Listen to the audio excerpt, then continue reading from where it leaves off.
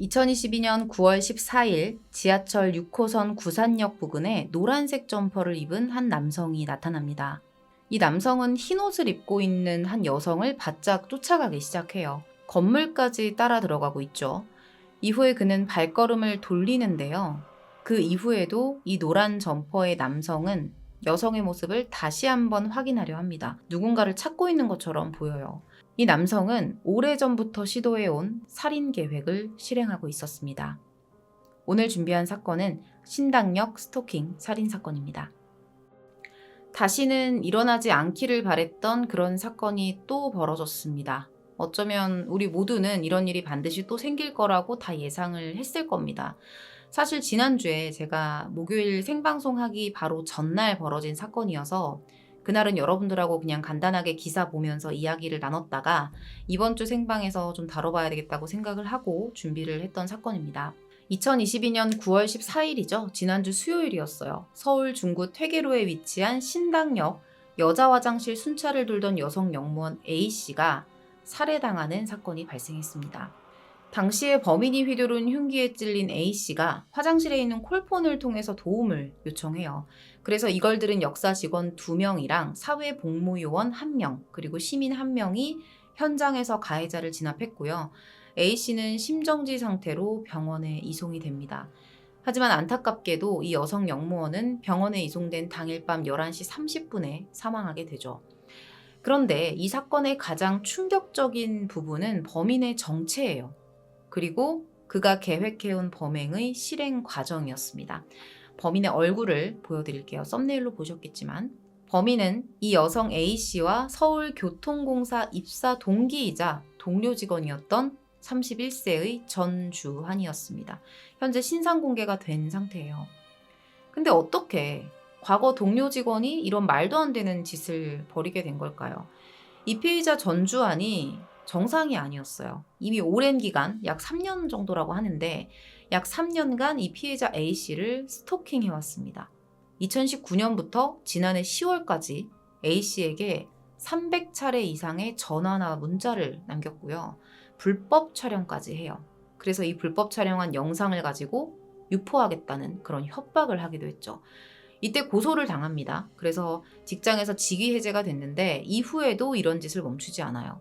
문자를 보낼 때 너 내 인생 망치고 싶냐? 합의하자. 이거는 협박이죠. 원하는 조건이 뭐냐? 다 맞춰주겠다. 이런 문자들만 한 20여 건을 보냈었다고 합니다. 전주환은 5개의 혐의로 재판에 넘겨졌고요. 징역 9년을 구형받게 돼요.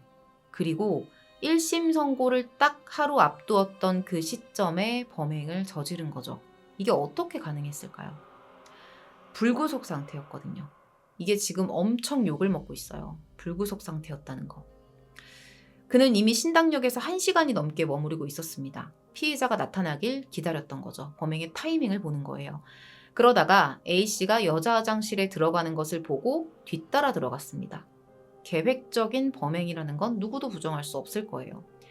계속해서 밝혀지는 사실들을 살펴보면 정말 소름 끼칠 정도로 범행을 미리 준비해 왔다는 걸 알 수 있어요.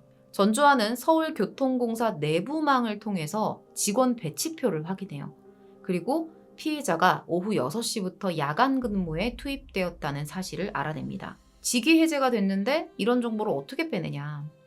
직위 해제가 됐어도 공사 직원의 신분이 계속 유지되고 있었던 거죠. 그래서 접속이 가능했던 거예요.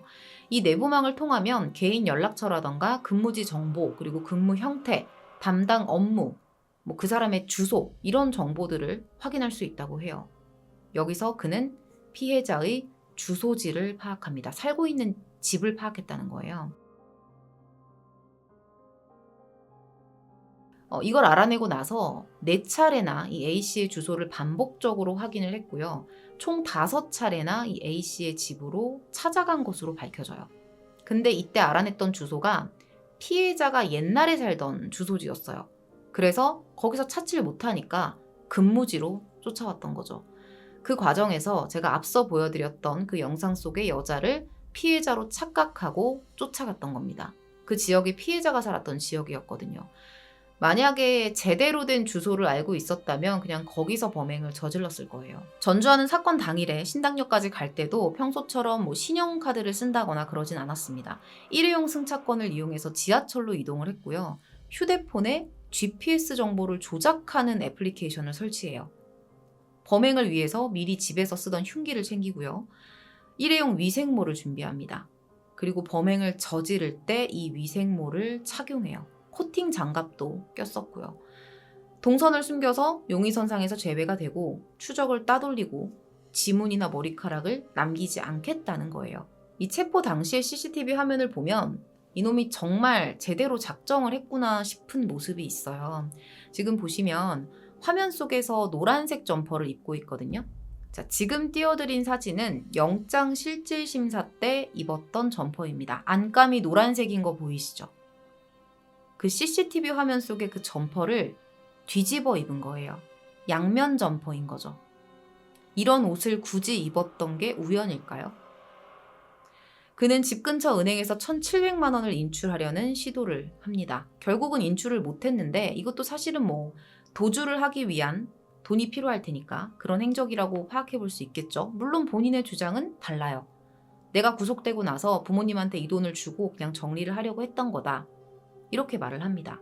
그리고 이 계획범죄에 대한 부분에 대해서도 계획이 아니라 우울증 때문에 우발적으로 저지른 범죄다. 이렇게 주장을 해요. 근데 경찰 조사 때는 계획범죄라고 인정을 했었거든요. 근데 또 다르게 말을 바꾸는 거죠. 심신미약을 지금 노리고 있는 거예요. 범행 전부터 이후까지 전주환은 철저한 계획하에 움직이고 있었습니다. 어떻게 이렇게 모든 과정들을 진행하면서 방해 하나 없었을까요? 제가 앞서 잠깐 말씀드리긴 했었는데 일단 시작은 불구속 수사, 이게 문제였어요. 피의자 A씨는 전주환을 2차례나 경찰에 고소했었어요. 먼저 2021년 10월에 불법 촬영 혐의로 고소를 합니다. 자, 당시에 경찰이 전주환을 붙잡아요. 구속영장까지 신청을 했는데 법원이 이것을 기각한 거예요. 이유는 주거가 일정하고 도주 우려가 없다는 거죠. 그럼 피해자는 어떻게 되겠어요? 본인이 신고를 했는데 그 사람이 구속이 안 됐네? 얼마나 무섭겠어요. 그리고 제가 잠깐 말하고 넘어가면 전주환은 이미 과거에 전과가 있는 놈이었습니다. 음란물 유포죄도 있었고요. 택시기사를 폭행한 적도 있었어요. 그때도 큰 처벌을 받지는 않았었고요. 전주환에 대한 구속영장이 기각되고 피의자에 대한 경찰의 보호 조치가 있기는 했어요. 근데 그것도 한 달짜리 신변보호 112 시스템 등록, 이게 전부였어요. 이거는 신고를 받으면 경찰관이 빠르게 출동하는 그런 제도입니다. 이후에 경찰은 피해자가 원치 않는다면서 기간 연장을 하지 않았다고 해요. 자, 법은 있어요. 그런데 이 제도가 있어도 아무런 힘을 발휘하지 못하게 만든 거예요. 스토킹을 당하기 이전에도 이미 말도 안 되는 짓을 하고 있었는데 이거를 위험하다고 판단을 안 하면 뭐가 위험한 걸까요? 이런 사람을 불구속 수사하겠다는 거는 이거는 정말 욕 나오는 일이에요. 이후에도 전주환의 협박은 계속됩니다. 결국 A씨는 올해 1월에 전주환을 스토킹 처벌법 위반 혐의로 추가 고소해요. 이게 2번째 고소였어요. 근데 분명히 전주환이 피의자임에도 불구하고 경찰이 추가적인 보호 조치를 하지 않습니다. 이번에는 영장 신청조차 하지 않아요. 이유는 고소하기 어렵다. 같은 사건으로 취급될 거다. 이런 취지의 설명만 반복합니다. 이 부분에 대해서 경찰은 첫 고소 이후에 왔던 전주환의 연락의 내용이 사과한다, 잘못했다, 이런 내용이었기 때문에 위험하지 않다고 판단하는 거예요. 그리고 이런 걸 가지고 구속영장을 신청하기에는 무리가 있다는 거죠. 이번 사건도 사법당국의 대처가 미흡했다는 건 부정할 수 없는 사실입니다. 이런 사건 한두 번 아니잖아요. 이게 모든 게 괜찮아, 위험하지 않을 거야, 이 정도면 될 거야, 이런 생각은 사실 이쪽에 계신 분들이라면 기본적으로 갖지 말아야 하는 사고라고 봐요. 개인적인 생각이지만. 그리고 직위 해제된 사람이 여전히 내부망에 접속할 수 있고 정보 접근 권한이 차단되지 않았다는 것도 이해하기가 어렵습니다. 앞서 제가 잠깐 말씀드렸는데 서울교통공사 채용 전에 전주환이 이미 운전자 폭행 및 음란물 유포죄로 전과 2범인 상태였어요. 채용 전에.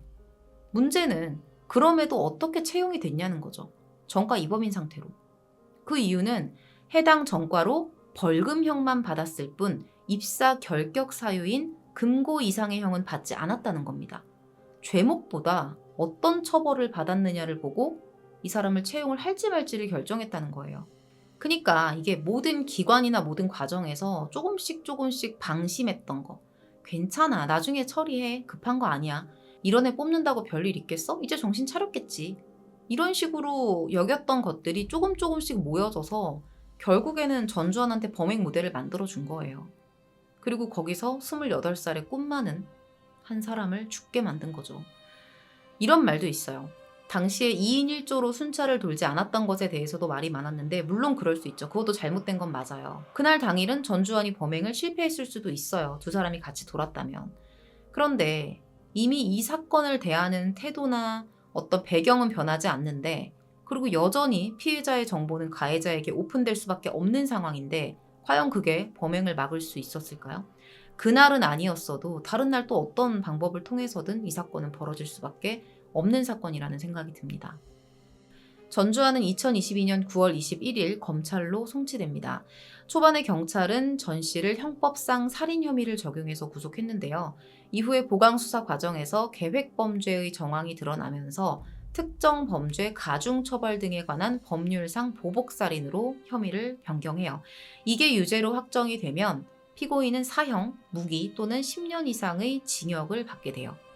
형법상 살인보다는 형량이 무거운 건데 앞으로 이건 지켜봐야겠죠. 살인자 전주환은 이전에도 반성문을 지속적으로 제출해왔고요. 범행 당일에도 법원에 2달치의 반성문을 제출했다고 합니다. 오늘 준비한 사건 내용은 9월 20일 기준으로 작성된 신당역 스토킹 살인사건인데요. 여기서 내용은 마무리하도록 하고요. 앞으로 관련 내용이 있으면 추가적으로 또 영상을 제작하도록 하겠습니다. 시청해주셔서 감사합니다.